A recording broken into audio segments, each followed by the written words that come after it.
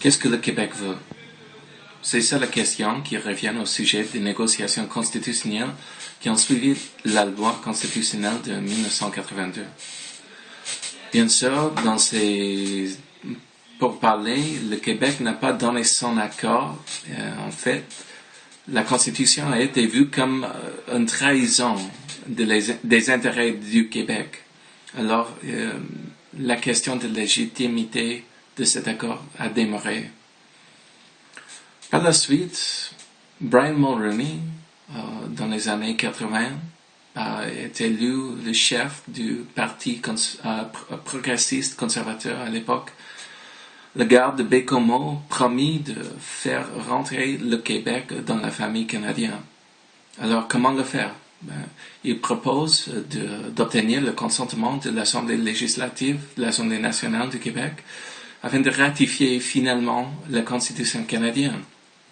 Notez bien que cette approche lui a permis d'obtenir une majorité fort conservateur au Québec.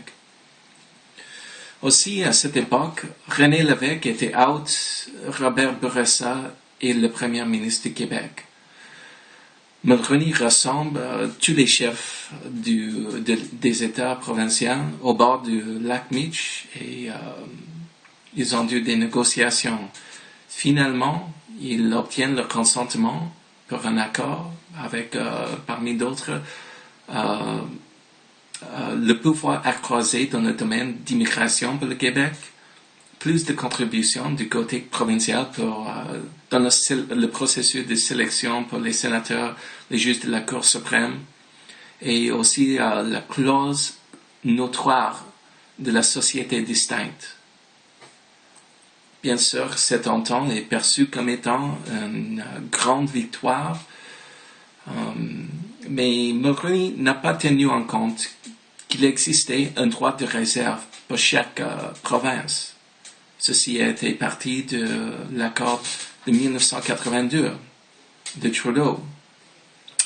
Alors, avec ce droit de réserve, une province a le droit de révoquer son consentement pendant une période de 3 ans qui suit la ratification de l'accord. Alors, pendant cette période, plusieurs provinces sont devenues sceptiques des conditions, des termes de l'accord, y compris le Manitoba et la Terre-Neuve notamment. Finalement, il y avait un désaccord, le grand symbole étant Elijah Harper, membre de l'Assemblée législative du Manitoba, avec son plume d'aigle.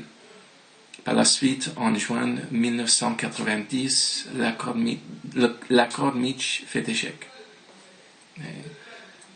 Qu'est-ce qui suit? Qu'est-ce qu'on fait dans ces circonstances? Mulroney, il dit, on va essayer de nouveau. On va prendre le beau risque, comme disait-il. Avec beaucoup plus de consultations publiques, surtout avec les peuples autochtones, il a proposé un nouvel accord qui a été négocié dans la ville de Charlottetown. Et il faut noter aussi que dans le temps qui est passé, plusieurs provinces ont déjà adopté des lois qui nécessitaient des référendums sur la question des modifications constitutionnelles. Alors, Mulroney, il propose un référendum national à ce sujet. Qu'est-ce qui s'est produit? Malheureusement pour lui, et je vais argumenter que pour le Canada, les citoyens ont été fatigués de toutes ces questions abstraites et surtout avec le processus politique.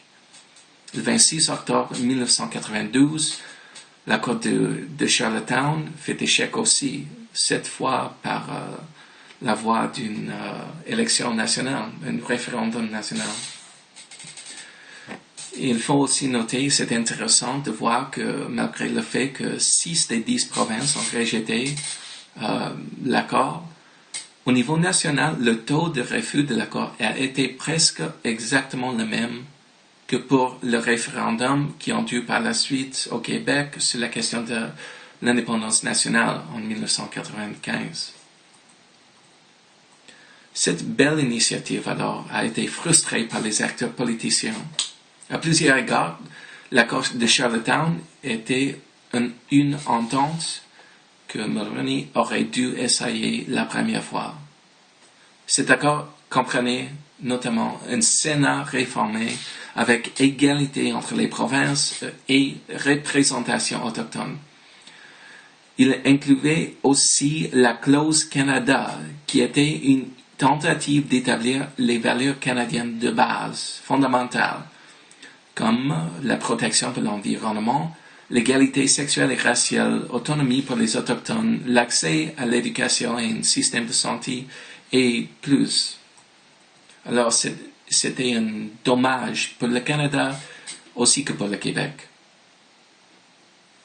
Je vous laisse avec quelques mots de Robert Bourassa, ancien premier ministre du Québec, qui ont eu lieu à l'Assemblée nationale du Québec suivant l'échec de l'accord de Lac-Meech.